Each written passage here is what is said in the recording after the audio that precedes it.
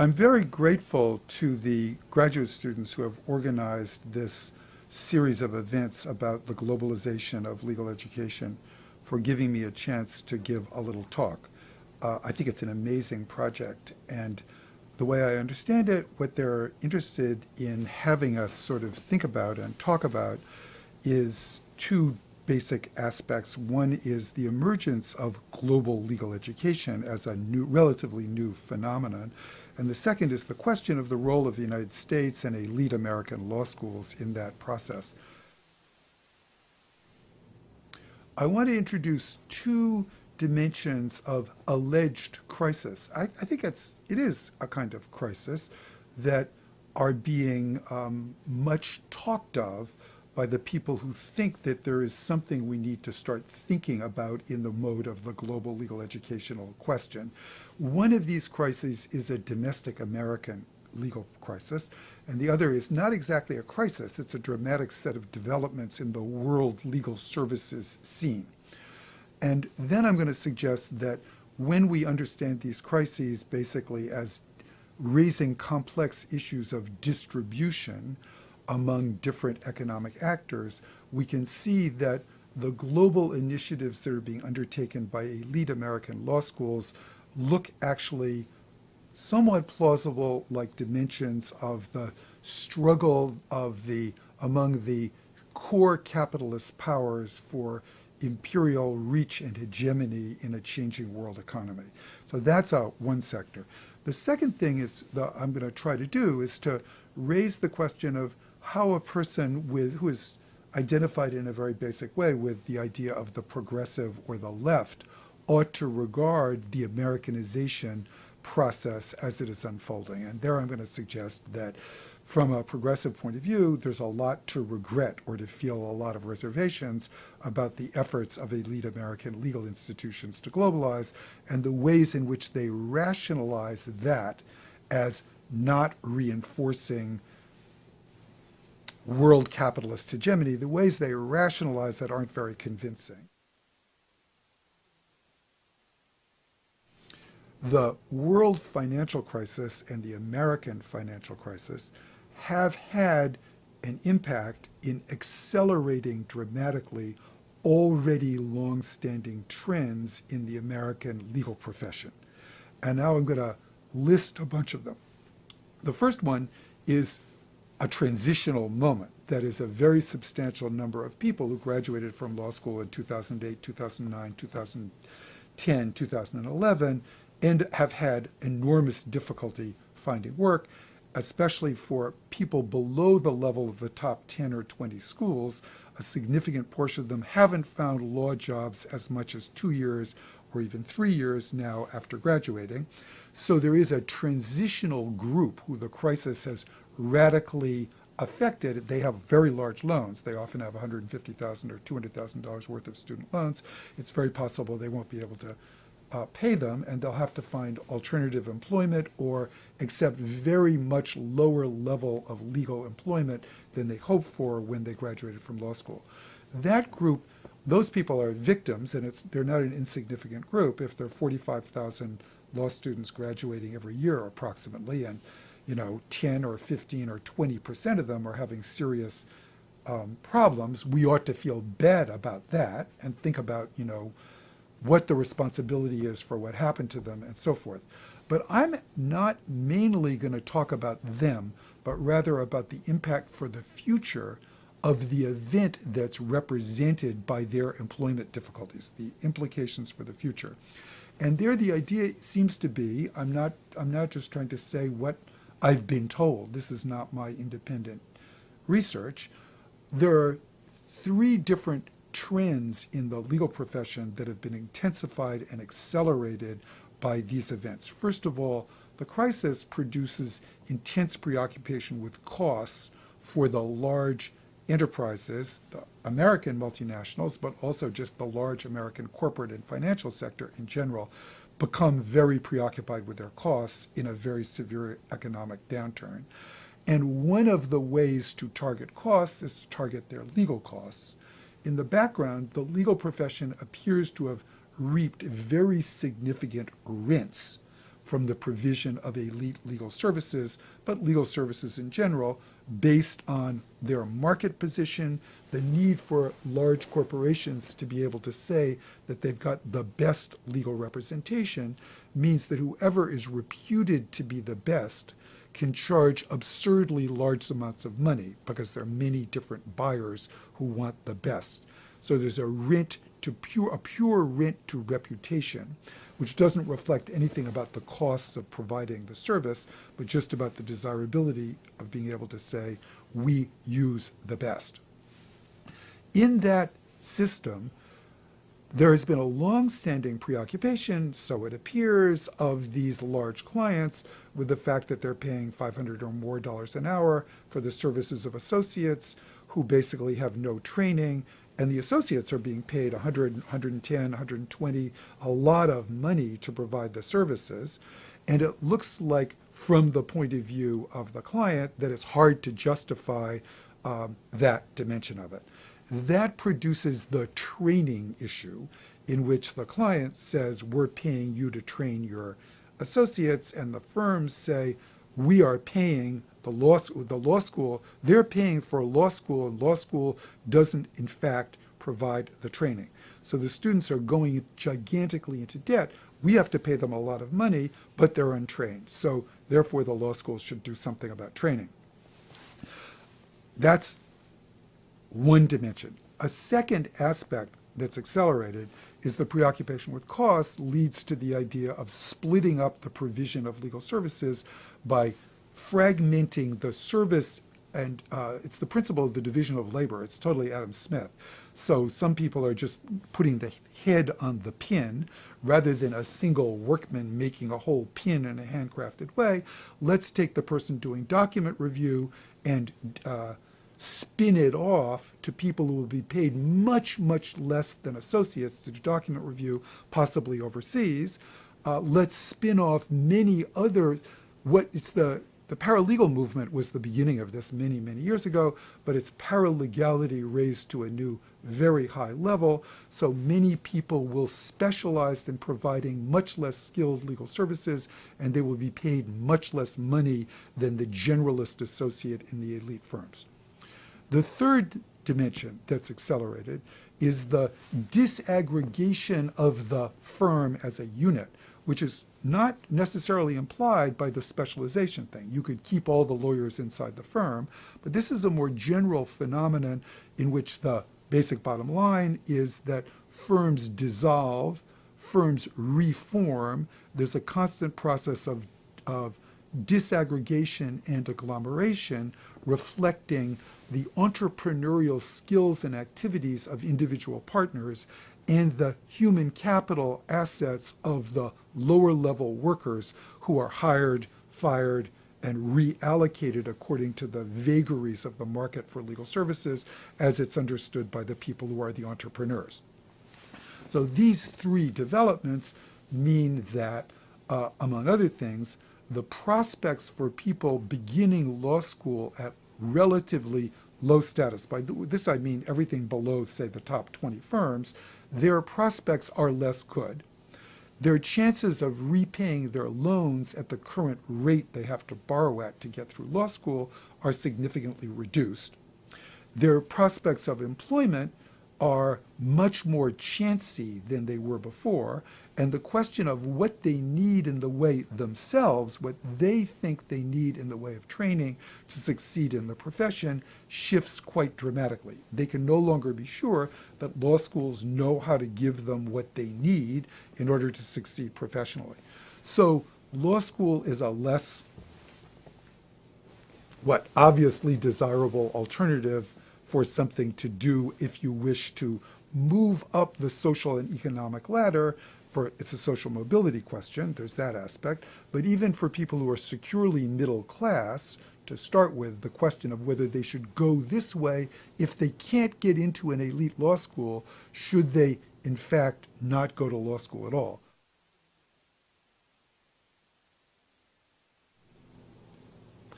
So the legal dimension of the lives of the multinationals is strikingly large. It involves the relationship between the multinationals among each other, they fight it out through lawsuits of various types against each other.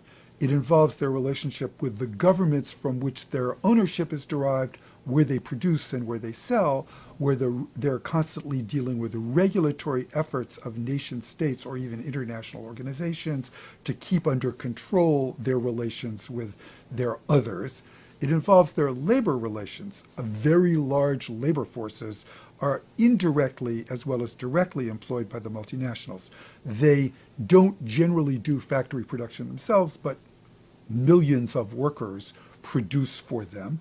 And then finally, it involves their relations with NGOs.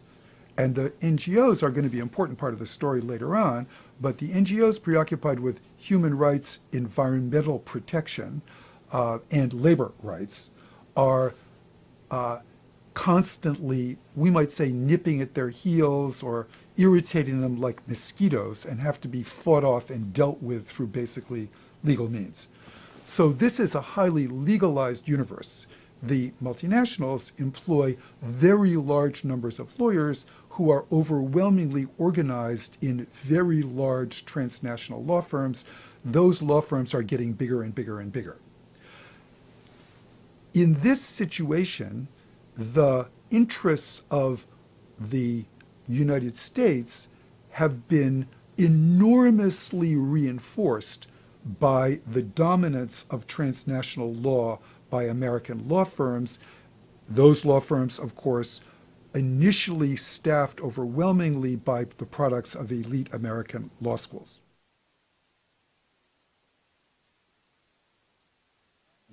That situation couldn't last forever, just as there was the rise of Western Europe after World War II and then of the semi-peripheral countries, Brazil, India, Russia, and then of China, challenging the economic dominance of the United States in world markets. So there was going to be a challenge to the dominance of American law firms and indirectly of American legal education.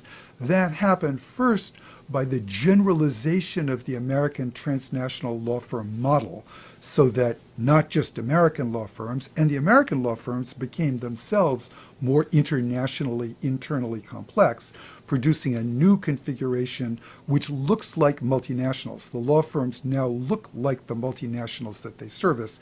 They're owned from a variety of places, they operate in a variety of places, and their staff is multinational, just as is true of the corporations they service.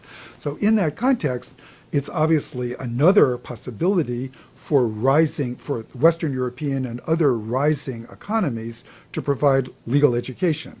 There's legal services to be provided, and there's legal education to be provided to the people who will provide the services. So there is, to be anticipated, a new kind of struggle with respect to the dominance of the international legal arena. Already, it's far faded compared to what it was 20 years ago. But in the legal educational domain, that has not been altogether true. It's been true consistently that you need some American legal education to be a player in one of these transnational law firms, and they urge their associates to do a master's, for example, as a condition of continuing.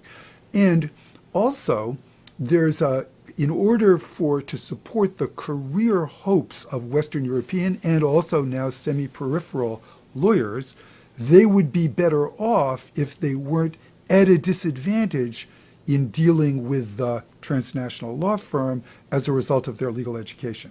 So now the question becomes, what is it about the American legal educational system that differentiates itself from the typical legal educational systems of the countries that are challenging the U.S. economically? And there's a relatively simple answer to that, which is that the American legal education differentiated itself after World War II from legal education in the rest of the world by its attempt to incorporate policy analysis. So it's a very, very simple thing. Policy analysis is something that was foreign to the ethos of civilian legal education, but also of British and Anglo-Commonwealth common law education. Policy was equally foreign in both traditions for all kinds of complicated reasons, which include legal realism, American federalism, the low quality of the American judiciary, the openness of the American bar, the politicization of law, the legalization and politicization in the U.S. context. This American development occurred, and it's turned out to be enormously useful. It turned out to be practically dominant of the relatively formalist legal educational ethos generated outside the United States. So then the question becomes, if you want to compete with the Americans, this dimension is pretty important to master. If you want to compete to provide the people who will serve the multinationals, allowing the multinationals to dominate their various opponents, then you need to provide them, or it's ideal to provide them, this kind of legal education. Partly intrinsic advantages, but also partly just because it's the ethos. Whatever the ethos is, you got to be able to play on that basis. So what that means is that there is a motive for rivals of American legal education to arise to serve their nationals who will become participants in multinational governance of the world economy.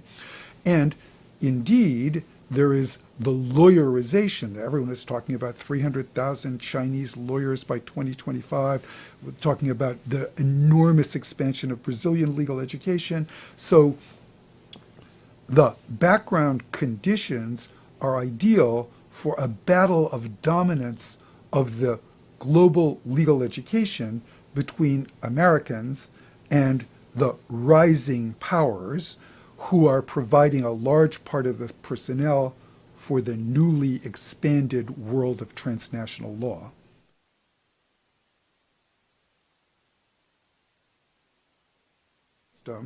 The providers of legal services, the law firms, and the trainers of legal servants, that is, the law schools, particularly the elite law schools, they have a role to play. They're not the most important people in the system, but they do have a significant role.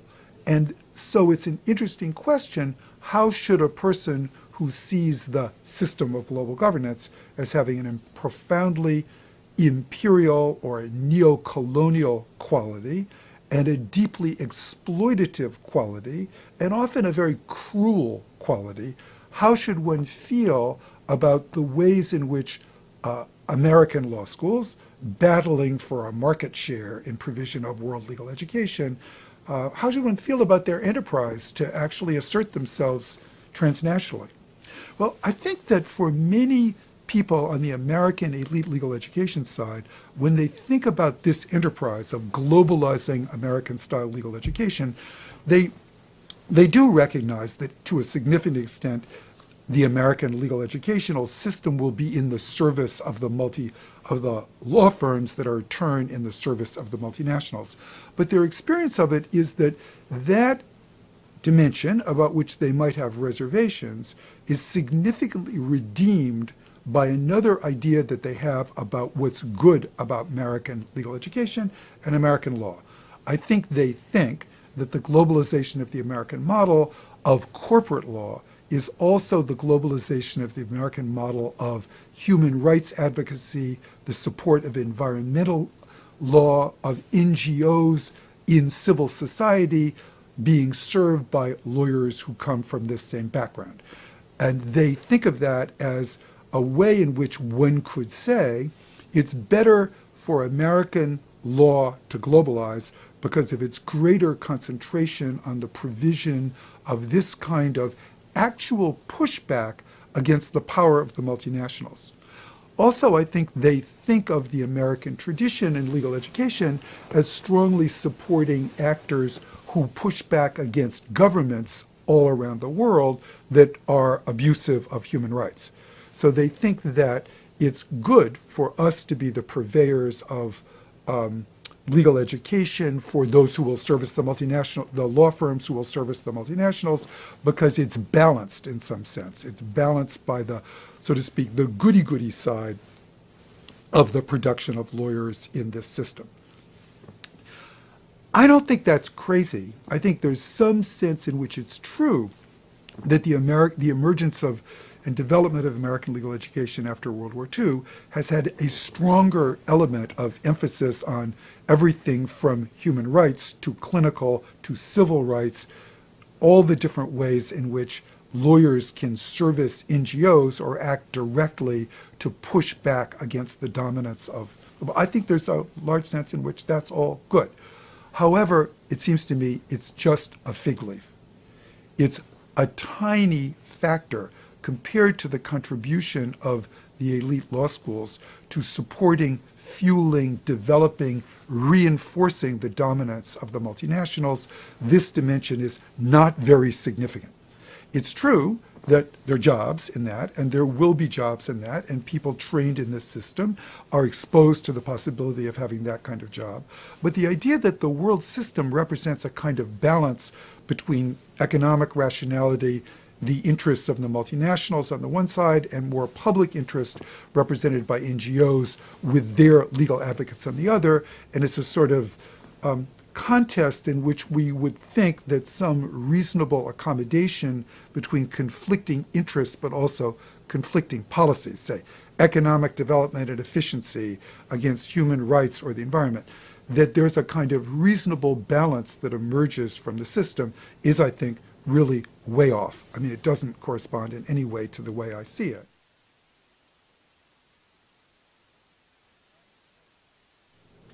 So, to summarize, the first point is that the process of generalization of American legal educational techniques and ideas is likely just to reinforce the powers and capacities of the multinationals in their contests with all the people who oppose them, people with whom I tend to be more sympathetic, actually, than I am with the multinationals. But that's just the first point. And now just let me make clear, Americanization doesn't mean that Harvard Law School dominates Vargas, Getulio Vargas, or something like that. Americanization means that the model of policy analysis, the model of relatively small group instruction, full-time law professors who play a significant role in developing policy analysis, both for governments and for corporations. That's the model that I'm talking about. A second downside of that model is that the form of policy analysis that dominates American legal education is, from up to my mind, essentially status quo oriented or even reactionary, because the aspects of policy analysis that are understood as most prestigious all take it for granted that there is a very large interest in efficiency, development, and growth within the existing system of radical inequality and hierarchy, and in fact in the integration of the whole world into the world economy on the existing terms, which are basically enormously unfavorable to all of the periphery, and where the semi-periphery has only begun to be able to master its position. So the form of policy analysis is based on the idea, as I said, that efficiency and growth are overwhelmingly important policies, and pursuing them at the expense of all the other conceivable counter-interests is disfavored in the analytic. So that's just built-in bias in favor of the policy interests of the multinationals. Then a third downside of this mode of education is that it's training for hierarchy in a characterological and spiritual way, as well as in terms of the policy substance and the political valence of the use of the services by the multinationals. By saying that it's training for hierarchy, what I mean is that the relatively more personal, small group organized, the relatively more intimate and interactive nature of the training process has built into it a disciplinary, in Foucault's terminology, a deep disciplinary element in which young lawyers are trained to identify in a way that I think is actually not socially desirable with the authority of their elders, who will be first the professors and then the senior partners, and to submit and internalize the ideology of the system as one in which they will get their satisfaction by being the hired guns, doing the best and most intense conflictual interaction or the most elaborately effective planning for the multinationals, with very, very little sense of themselves as autonomous moral and political actors. At least that's my impression. That's a big generalization, but it's my impression. So That's partly a product of the fate of American legal education, which has had two dramatic instances of left rebellion against this type of characteristics of the profession. That's legal realism and critical legal studies. So I am obviously a representative of the critical legal studies moment of rebellion against the working of the system, a moment that's been over now for a good 20 years. So I'm really not saying that there is a critical legal studies movement today that exists in legal education, but there's an archive. There's an archive of realist and crit work, articles. There's still networks that exist of scholars who are still pursuing those agendas, not as an organized movement, but trying to develop the critique of the system, that is the system of world governance by the multinationals, the critique of the services that lawyers provide in assuring the dominance of the multinationals, the critique of the substance of legal education as policy analysis, and critique of legal education as training for subservience and willing participation in the system. And that archive is available. Now, I don't think it's a vast saving grace of globalization that those things will be available, but I think it is something. It's good that they're available. And so my one bright side is that more people in the global south may, as a result of these processes, have the chance to have a look at what we've contributed to how they might resist. Of course, resistance is local. There is no resistance that's not grounded in the local experience of rebellion against the oppressiveness of the local system. And all I can say is that against the process of the globalization of the American model, we can hope that there will emerge new forms of resistance, new ways of fighting back, and they will produce new ideas, hopefully cannibalizing the resistant ideas that are there to produce things that will be surprisingly fresh and hopeful.